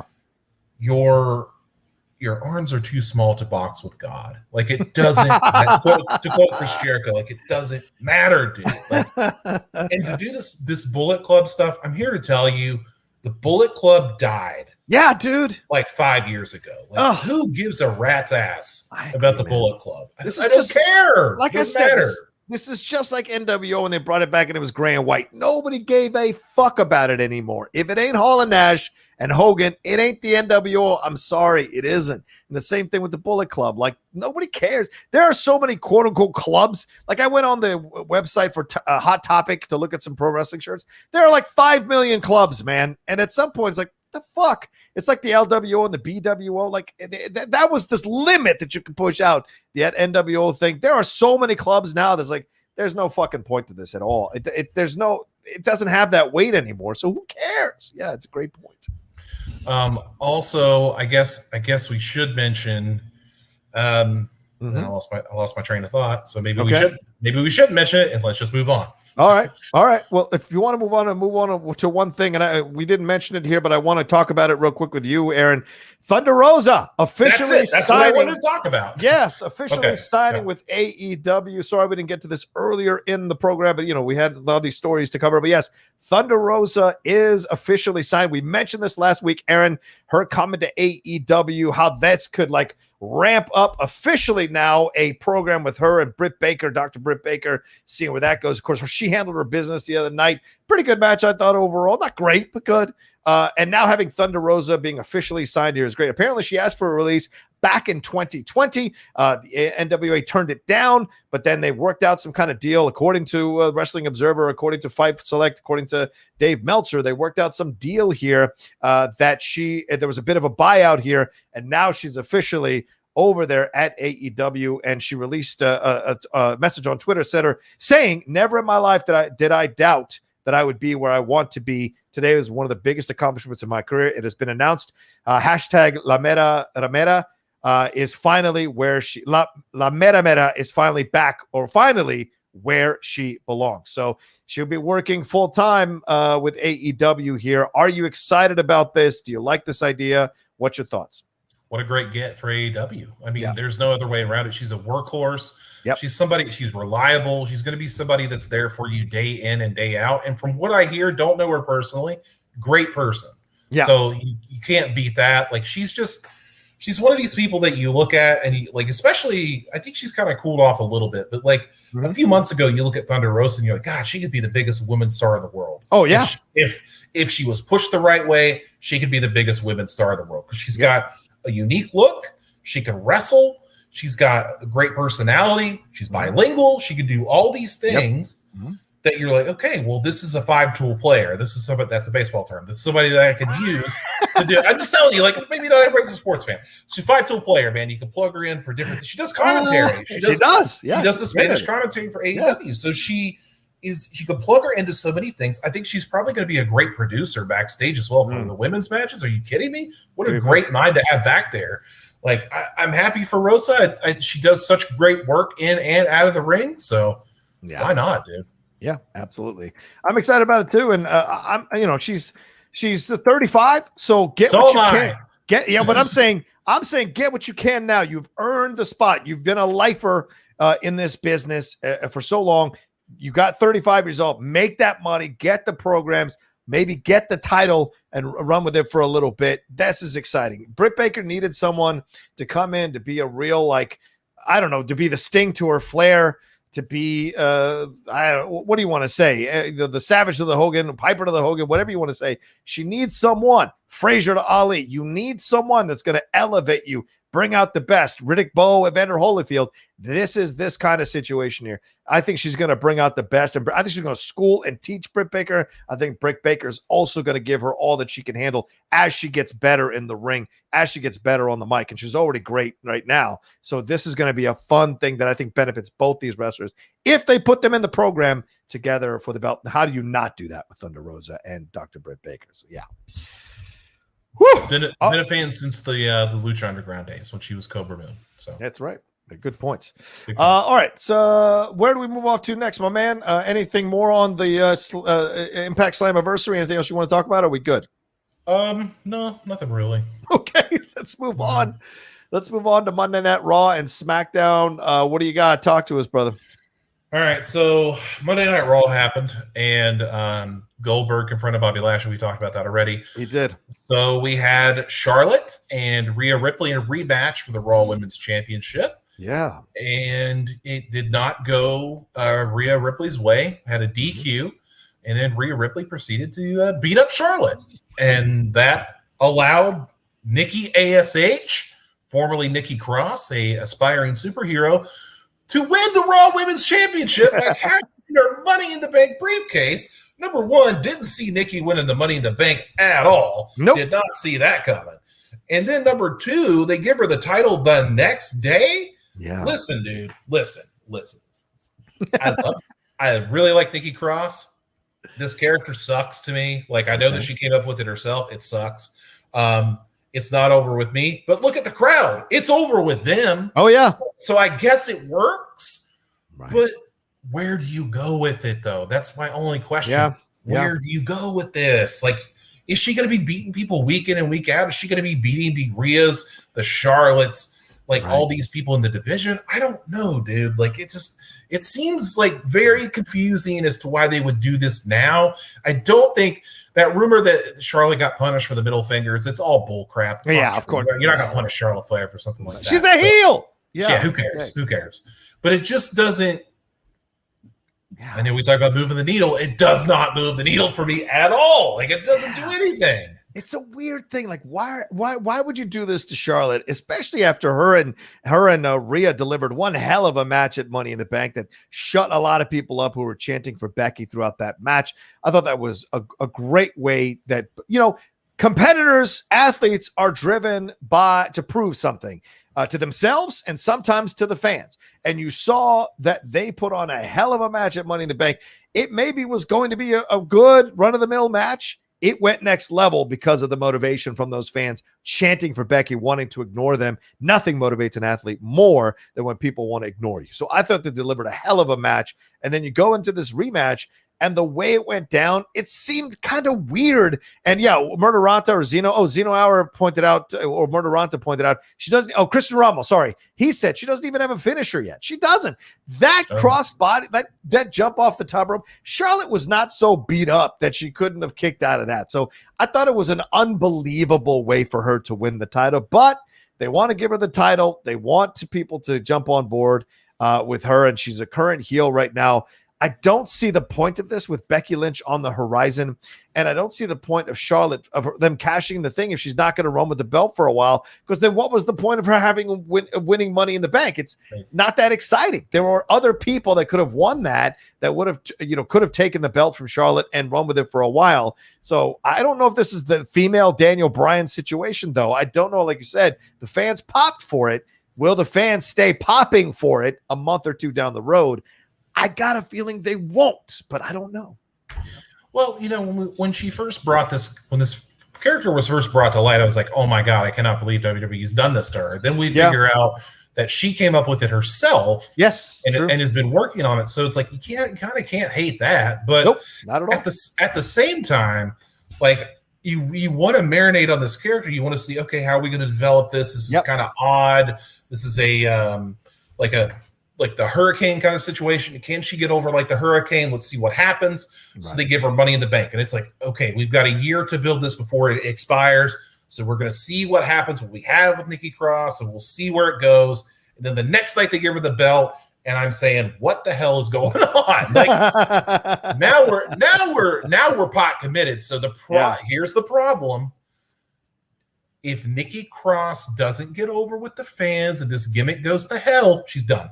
Yeah. She's done. You can't come back from this. Yeah, it's too big. It's too high. You're right. You fly too high to the sun. In the sun, it's hard to come back. You're right. If anything else, she becomes Hurricane Helms. She becomes Molly Holly when she was doing it. And Mighty Holly. Mighty Holly, right. And those are the people that you didn't take that seriously when they were going up for belts. Like they were rarely going to win them, if ever. So if she goes as high as she doesn't get over, then yeah, I think you're right. She descends back to the mid-cards and pretty much stays there for the rest of her time. But this could be a Daniel Bryan situation. There is, as Dr. Strange might say, there is that one reality where she becomes the Daniel Bryan of the female Daniel Bryan of the woman's side of the roster and becomes this massive star, pushes the merch, sells the merch, gets even better as a wrestler. And she's good. She's good. Gets even better as a wrestler and actually has a finisher, actually has some moves. And wouldn't it be great if down the road she even has a heel turn where she becomes a super villain? That's a possibility, but you've got to be, now that you've hit that belt, they put the belt on you, your creative mind has to like be sitting there with notebooks coming up with pages and pages and pages of shit that you can play around with and propose with the creative people. And so that you can stay on top, it can stay believable, it can stay fresh, and it can stay interesting. And you've got to get even better on the mic. Nikki's okay on the mic. She ain't great on the mic. Get greater on the mic.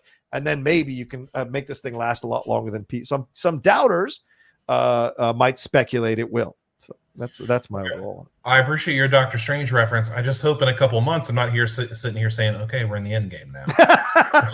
That's true. Because I'm telling you, dude, this tells me that they're not putting Becky Lynch on Raw. I think she's going to SmackDown because you bring Becky Lynch. True. You bring Becky Lynch to Raw. Nobody gives a crap about Nikki Cross anymore. Mm-hmm. Like nobody cares that she's the champion. The question now becomes how long before Becky Lynch takes that belt off of her. Right. That's as far as it goes. And now what you've done, we could talk about WWE booking all you want and how bad it is and how 50-50 it is. What you have now done is you've put Nikki Cross to me in an unwinnable scenario. Oh yeah. And then you've taken Rhea Ripley, you're badass, this is my brutality, and she gone. She's on the back burner. Yet Bianca Belair on the other show is killing it. So she's killing it. What is going on? They screwed Rhea Ripley. They made her uncool and boring. Yeah. It's just damn. This week on Monday Night Raw made me want to punch my TV. I haven't wanted to do that in a long time. Someone said it in the chat way earlier in the show. I don't remember who it was, and I apologize. Can't give you credit because I don't remember who it was. But someone said, I wonder if this is pun. And of course, this is speculation for the fans. I always love speculation for the fans. It's fun to think about. But that person said, is this payback for NXT not winning the Wednesday Night Wars against AEW? So they're burying some of their NXT stars on Raw. Is this Vince trying to keep Triple H at bay by burying some of his people on Raw the way he does? I don't know. I don't know how much say Vince has on Raw or Vince has on SmackDown, but you can't argue that if you're an NXT person, you're called up to Raw, the history of getting buried on Raw is just pages and pages long for an NXT person. But you're right on the other side with SmackDown. Like Tony Storm had a great match with Zelina, and then you had Bianca Belair at that Miami Gardens match with Carmella. Yeah, it was a quick match, but she came out, did the runway. That's a great situation for them and the Street Profits to wrestle in Miami live in front of that massive crowd with Whale there. That was awesome. So if I'm an NXT person and Wale, excuse me, Zendaya. But if I'm getting called up to be a part of Raw or be a part of WWE in terms of Raw or SmackDown, and I go to Raw, I'm like, fuck, I'm screwed. So I don't know what it is different creatively. I don't know why they want to bury these things. We should get to the next step of this whole thing, and that is Karrion Kross now getting buried as well, bro, by Jeff Hardy. As John Alexander said, that's a guy who's been jobbing for months, and he put his feet on the ropes. So I thought he's a face pulling a heel move, and the crowd popped for it. So I don't know. What do you think about that? Okay, so I knew from jump that Karrion Kross was screwed because they announced he was going to be on the show beforehand. Mistake. Okay. Karrion Kross is debuting next. Mistake. Let's stop. Because if you let Karrion Kross first of all, I know we've talked about this, and I think you're 100% wrong, Mr. Rocha. Okay. Karrion Kross needs Scarlett. Absolutely needs Scarlett. It's a package deal. All right. It makes a lot of sense. You bring Karrion Kross out with Scarlett. You don't announce that he's coming. You have Jeff Hardy in the ring. Here comes Karrion Kross. People that even don't know who that is like, what is this? Who's this guy? Because he looks like he could murder somebody. And that's the whole mystique. That's the allure. Right. You bring Karrion Kross out there without Scarlett in his like gladiator gear with the smoke and the song, and it doesn't work. Yeah, like it just doesn't. He's just a guy. Like it doesn't work. Yeah. So then he comes out there and he listens to Jeff Hardy. What the hell are we even doing here? Like it makes zero sense. Karrion Kross isn't fully buried. I will say this. He's not fully buried, but he's close. And the reason that I say that is because Scarlett indicated that she's going to be joining Karrion Kross on the main roster. So that looks like that's probably going to take care of itself. And I'll go back to something that Cornette said this week. Yeah. He said, this is the way that Vince likes to book. He likes to do this stuff because Karrion Kross by himself is like no good. But when Scarlett comes, he is all of a sudden all powerful. Like that's just how Vince likes to book it. Yep. Which I guess makes sense. Like initially I would say there's no shame in losing to Jeff Hardy because he's a former WWE champion and all this kind of, he's a Hall of Famer and legend and all this stuff. But he's been losing on main event to Jinder Mahal's like henchman. It just doesn't make sense, dude. It makes no sense at all. Yep. Yeah, I don't agree with you. I mean, I don't disagree with you. And you're right. See, I thought because they'd set him up so well the last few weeks in NXT that he could move on without Scarlett. They'd have Scarlett get in, wrestle and become a different thing. Kind of did with Lana and Miro, break them up and let them have separate kind of storylines. I thought that's what we're going to. But this losing to Jeff Hardy now opens the door for them to bring Scarlett in. Scarlett like dresses him down verbally and says to him, you wanted to take this match without me. You see what happened without me. You need me. Shut the fuck up. We're together now. Let's go for it. That's the promo. That's the scene or the vignette that you want to shoot. That's the way you go about this and get it correct overall. But dude, I'm telling you, I didn't think you guys were going to be right, but sure enough, him coming out without Scarlett, it gave me Ascension vibes, man. Him in that fight with Hardy and his getup, his getup does not look right in the current version of SmackDown. It looks like, Raw. It looks like a little bit of like I said, Ascension vibes, character work, goofy stuff. And I wonder what they're going to do. Because I mean, if they go this other route where he absolutely demolishes Hardy the next time he fights him, because he said on the mic, Hardy just made the biggest mistake of his life, then I think they've done the right thing. Reunite him with Scarlett. He destroys Hardy. Then you've got them together and you push them forward in that arena.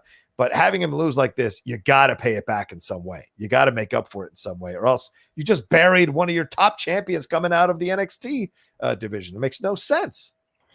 There's an easy way to make this good. Karrion Kross next week kills Jeff Hardy. Not like literally, but like just beats him to yes, death. Exactly. Yeah. Just beats the living crap. And I guess you could kind of save it that way. But I want to bring up something that a WWE personality, I guess, tweeted this week named Peter Rosenberg. And I want to bring this up. He tweeted out, and this got the ire of a lot of people, even Sam Roberts, who's like one of his colleagues, even piped in on this. He said, Cross losing to Jeff Hardy was interesting. In fact, so was Jeff winning. Stop thinking of it as it relates to NXT. It doesn't. But he got a story on Raw now. Your complaints about wins and losses are weak. All right, fair enough. Then he doubles down on it and says, the main thing I have learned from my years being around wrestlers is how little I know about the biz, even though I read, watch, and ask questions constantly. People on Twitter do none of this except watch and swear they know something. Take this in deep. You know nothing. LOL. Can you single shot me real quick? Shot me. Oh, sorry about that. Yeah, let's do that. Single shot me. Hold on a second. Let me see how I do that. Solo layout. There you go. Do it. Mr. Rosenberg, you are a clown. You are a jackass. And I'll tell you why. Let me talk about your first point here. It's not about NXT with Karrion Kross. It's not about him. He's wearing their championship. Yeah. How is it not about NXT? How does it not bury NXT? And let me tell you something else, pal. In 2021, in July of 2021, no one gives a rat's ass about Jeff Hardy. Nobody wants to see Jeff Hardy in some kind of, maybe they do, I don't know. But nobody is like paying for these Jeff Hardy storylines. He should not be on top in 2021. Neither should his brother. You know what Jeff Hardy should be doing? Putting over younger talent. Yeah. You know who a younger talent is? Karrion Kross. It makes no sense, you buffoon. And the fact that you've gone around and asked questions and you still, I don't know anything about the business and all the fans know nothing about the business. Listen, guy, I'm not saying that I know everything about the business because I do not, not even close. But the fact that you sit there on your throne and say that it had nothing to do with NXT, nothing to do with wins and losses. He's got a storyline on Raw now. Well, that story sucks. It sucks. And you suck. And you know what else? You can say that we don't know anything, and that's all well and good. And I don't think I've ever used this word to call somebody, but I will call you this because I agree with it 100%. You're a shill. You are a corporate shill that will do nothing but suck on the teat of WWE because you get a paycheck from them and you are on these panels that you do not deserve to be on because you know nothing. You don't know anything like Booker T or JBL or Jerry the King Lawler or even Caleb Braxton for that matter. So why don't you just sit down, take some notes, and humble yourself? Thank you. Well said, Aaron. I couldn't agree more. He is terrible on the desk. He's boring as hell when they do it, but this is what they got him for, and he understands the character because he's playing a character, by the way. And he's, in my opinion, he's playing a character for likes, for clicks, for views, for social media following, and he's like that little dog yipping behind the big dog, and the big dog is WWE. And so as he goes out there, and this, you can actually call him a shill because he actually is taking a paycheck from the WWE. And he tweeted about how much he loved Raw this week and loved people coming in. So that's what he's getting at. He's basically the Tucker Carlson, the Sean Hannity, those kind of people on either side. You want to say Don Lemon for yourself or Jake Tapper for yourself, go ahead, or the Chris Cuomo. You want to compare him to that, fine.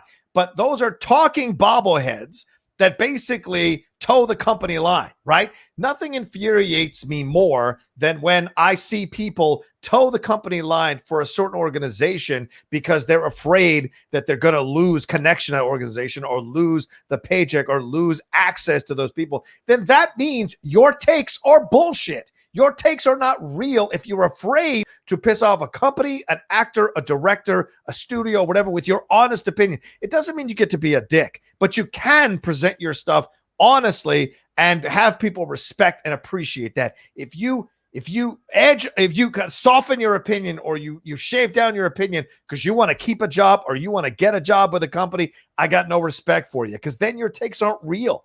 You know what I'm saying? You can't. He defends WWE as if WWE's never done anything wrong, and that's absolutely ridiculous. And yeah, he's kind of a clown a little bit as well when he's on there.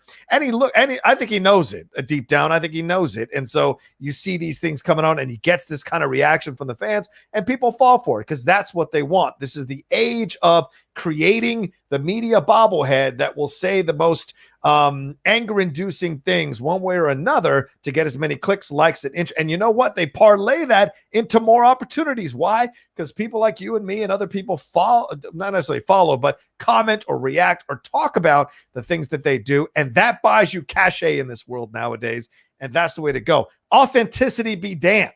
It's more about, can you get people to react to your shit positively or negatively? That's the most important thing. And, you know, I hate that kind of shit because there's no authenticity to it. I have my opinions. You have your opinions. We're authentic on this show. We don't give a shit. We're authentic on this show one way or another. And I appreciate that about us. But people like Peter Rosenberg see a paycheck. They convince themselves to be a company man. And because they see those zeros on that paycheck or they see that bank account, they keep doing what they're doing. But how much do people actually put stock in what they say?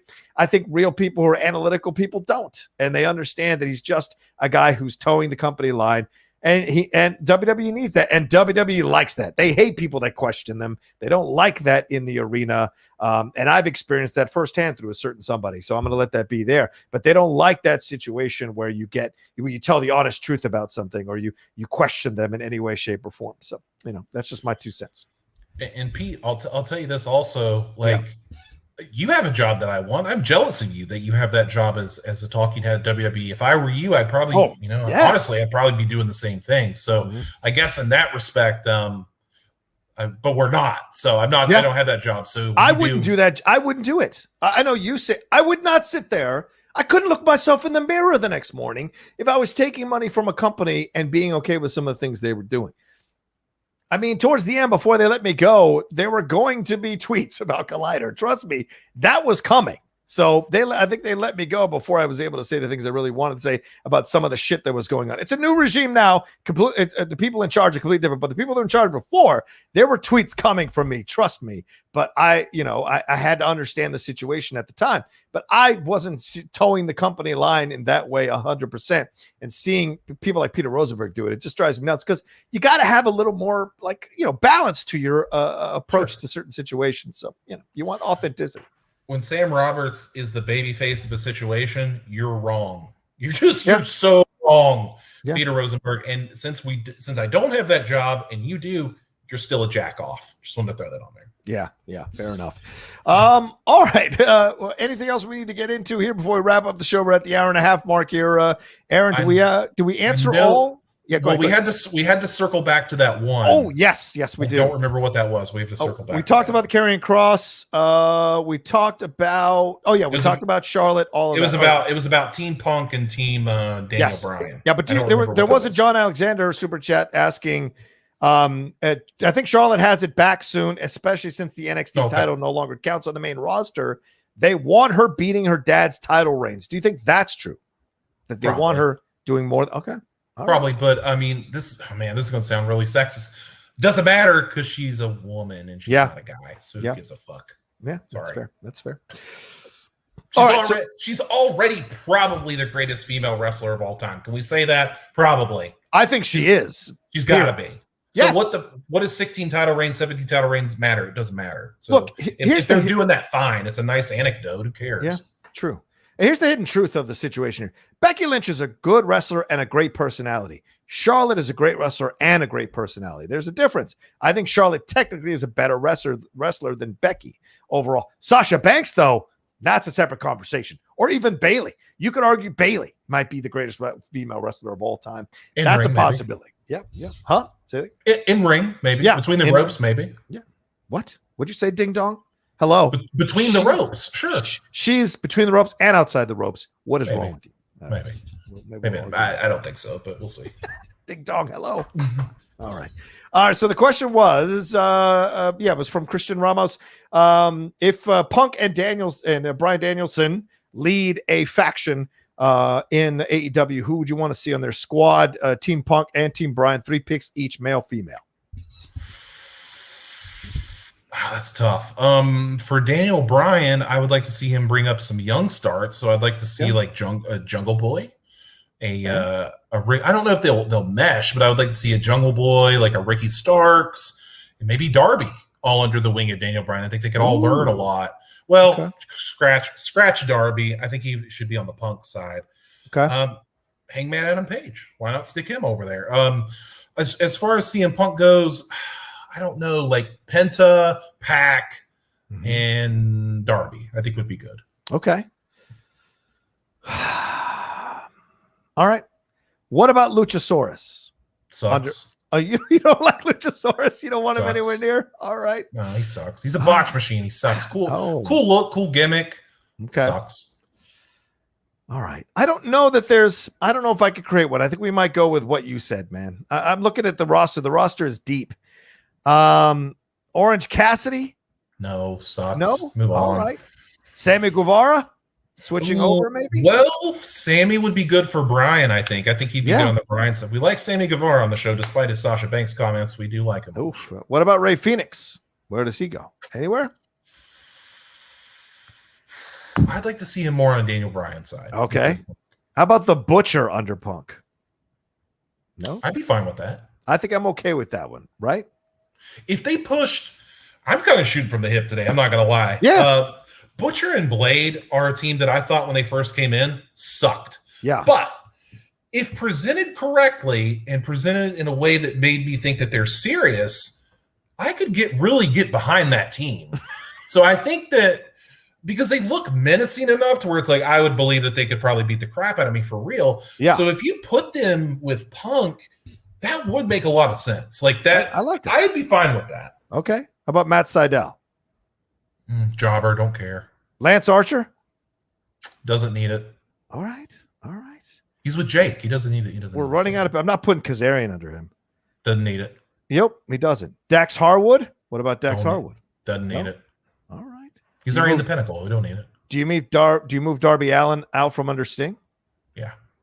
That's Sting's not going to be there forever. Come on. No, I agree. What about Brian Cage with Punk? Cage seems to have gotten lost, man. He is lost, but I don't think. I'd rather see him with somebody like Arn Anderson than I would Punk or Daniel Bryan. Well, now what about? I think Brian Pillman Jr. with Punk with Daniel Bryan would be interesting. That'd be great for him. Right? I would like that a lot. Yeah. Okay. All right. I think that's enough for now. Let's move on from that. All right. There you go. That's it. Like Serena Deeb could be a possibility too. All right. You know, Serena Deeb back with CM Punk. Straight Edge Society, what's up? I'm just saying. All right, there you go. All right, let's get the hell out of here. Thank you all so much for joining us. We had over 100 of you joining us live today. Thank you so much. Please remember to hit that like button. It's the most important thing you can do here. Hit that like button and leave a comment down below if you're watching us later, and share it on your social media. Let people know we're doing this show every week at this time, Saturday, 12 p.m. PT live, talking about everything going on in the world of professional wrestling. We hope we covered all the topics you wanted us to talk about and did it well. Aaron Turner, thanks so much again for joining me here. We're having a blast doing this show, my man. Where can they find you and everything you got going on? Find me on Twitter at Only Aaron Turner. You can find me there. I'm obliged to shout out Casey and Brett. Thank you for listening to the podcast, guys. I appreciate it. And then my wife Emily wanted me to mention that anybody that thinks that Rick Boogs isn't the greatest thing to happen to WWE in 20 years is completely wrong, and she doesn't want to be your friend. This Rick Boogs thing, I don't get it. I don't know what's going on with Rick Boogs, my wife, but I still haven't figured it out, but she told me to say that on air. So the ladies love it. The ladies love it. Rick Boogs, he's the best.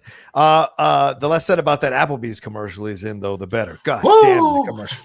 That commercial is horrible, ladies and gentlemen. How can you act so well when you're doing the vignettes, but you can't act in an actual commercial when you're playing your character. I'm just so confused by that on so many levels. That being said, though, yeah, I like Boogs a lot. I love that people are chanting Nakamura's song again, thanks to Boogs, as well as him going a face and wearing the crown, which is great. So, and I'm starting to enjoy Baron Corbin. God forgive me. I'm starting to enjoy Baron Corbin as well. So it only took like 7 years, but yeah, he's pretty good. It took 7 years. Yeah. Follow me at The Rocha Says on Twitter and on Instagram. Head on over to Twitch as well. The Outlaw Nation. Been doing some watch alongs and some Olympic stuff as well as doing some play alongs. Aaron is on there. He's got his PS5 now and his camera. So we're going to be doing some Madden stuff very, very soon.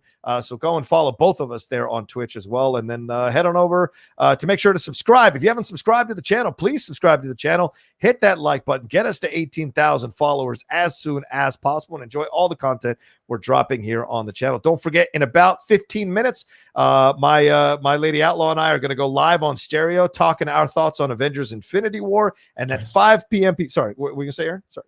I said nice. Yeah. And then at 5 p.m. PT, going to go live on Cinephiles Live. We're talking the Goonies and looking back on Richard Donner as a director with the Geek Buddies. So look for that on the Cinephiles YouTube channel, 5 p.m. PT today.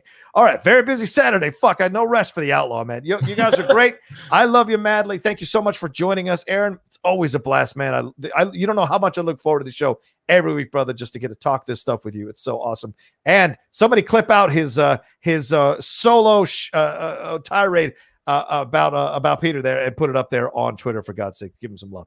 All right, we'll see you all next time. Take care of yourselves. Thanks for every Streamlabs Super Chat you sent in, and we'll see you next week for another brand new live episode of Strong Style. Xeno Hour. You can't